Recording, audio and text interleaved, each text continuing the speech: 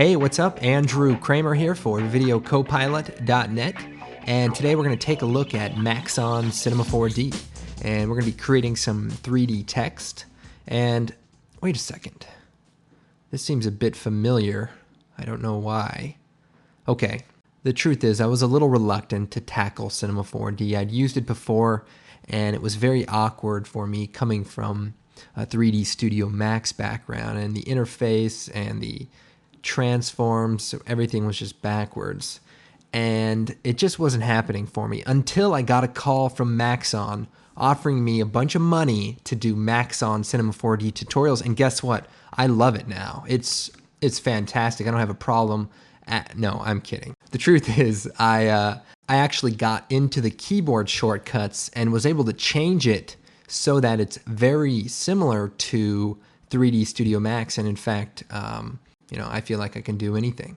Well, not anything, but we can do this 3D text, and that's for sure. What I'm going to do is go ahead and render this out. Okay, so as you can see, we're going to be creating some 3D text, very similar to the 3D Studio Max tutorial. Now, I do want to make one thing clear. No matter what software I use for the tutorial, most everything I will teach should translate to other software. So if you have Maya, or if you have Softimage, or if you have Lightwave, you should be able to follow along with these tutorials with maybe a few differences here and there. So you're going to want to kind of pay attention more to the techniques such as the seamless backdrop and the double bevel on the text. Okay, I'm going to go ahead and close this, and basically same deal. We have our ramp for the background and our 3D text. So I'm going to go ahead and start a new project, and I'm going to go to the Create palette and click on a plane. And in Cinema 4D, automatically creates it. And what we'll do is we'll change the size to 1,000 by 1,000. And we'll increase the segments to 60. And then we'll go to our modifiers and we'll select Bend. Now, it does work a little different in Cinema 4D. We have our objects here, and what I'm going to do is grab the Bend object and drop it into the plane. So see, the arrow is pointed towards the plane and now it's pointed down. Well, we want to point it down, and that way it's in the plane, or it's affecting the plane. And then we can go select Bend and we can play around with the settings here. Now we'll change the strength to 90 degrees. So you can see that's the bending strength. Now I will go to the coordinates and bring this over. Now I want to go ahead and rotate this so that we get that look. So I'm going to do negative 90 degrees. And if we look at another view here, I think you can middle click and that will bring the view up. I've changed all the shortcuts to my Mac shortcuts, which is Alt W. But as you can see, we've created a 90-degree bend, and that's looking pretty good. I didn't get a chance to use the watermelon joke, but another time. Now let's go on to the text. So we'll go to the Shape Create palette, and I'll click on Text, and that's going to create some text here.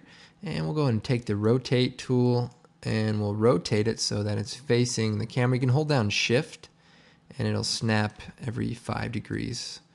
Usually text should be facing the camera for readability. And then we'll take the Move tool and I'll move it forward. So there's our text on our background. Now let's add the 3D aspect to the text. Again, slightly different, but pretty similar. We're going to go and click on the Extrude NURBS. I don't know what this is. This is like a, let's see. I don't know, modifier for shapes, perhaps.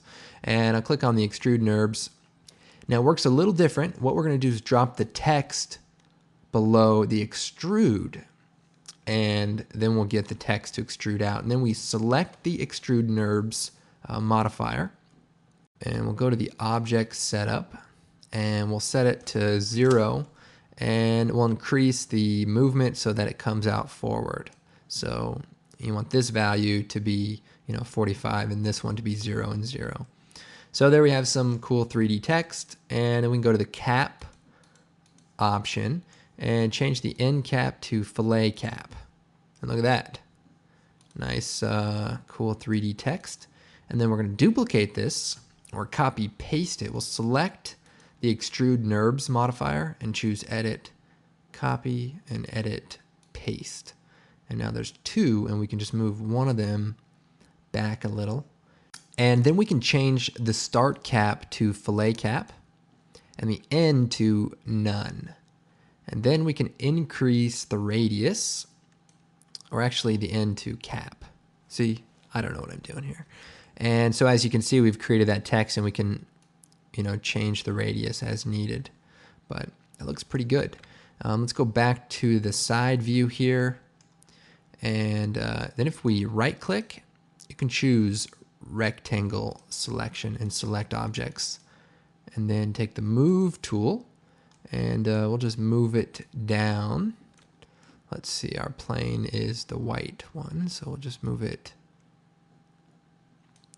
just about there. And there we go.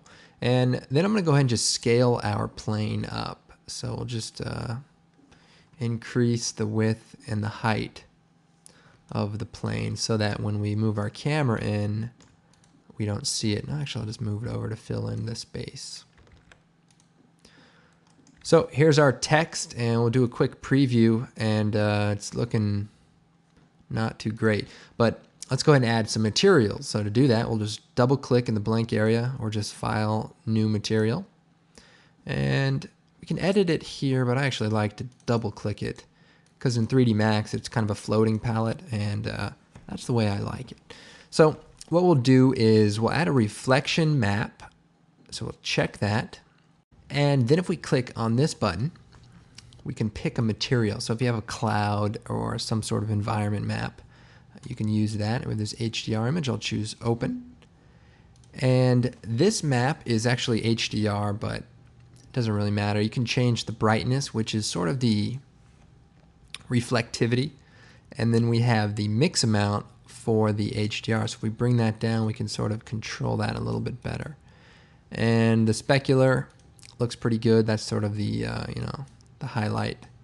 And you can just affect that. Then there's all these other ones that you can affect, but that looks pretty good. And then we'll take this material and apply it to the front text. Then we can double click in the materials, create a new material, and we'll just make it dark gray like before, and apply that to the back. Or I think we can apply it right here. Maybe not. I was feeling lucky. Okay, so now we have our text, and let's render that out. All right, we are getting somewhere, and we're getting somewhere fast. Okay, now the next thing we'll do is add a light into the scene. So I'm going to create lights and cameras, and we'll just choose a light, which is sort of like an omni light. And it's right in the middle of the scene, and what I'll do is just move it up and move it in front of the text. And so you can see in relationship to it where it is. This is the top view, and it's just right in front of the text up in the air. So now we have our light, and there's no shadows on for that light. And we're going to go into the render settings, and we're going to turn on ambient occlusion. So I'm going to click on Apply to Scene, and we'll click Render. Okay, so there's our fancy 3D text. And you can, of course, play with the materials to kind of get what you're after.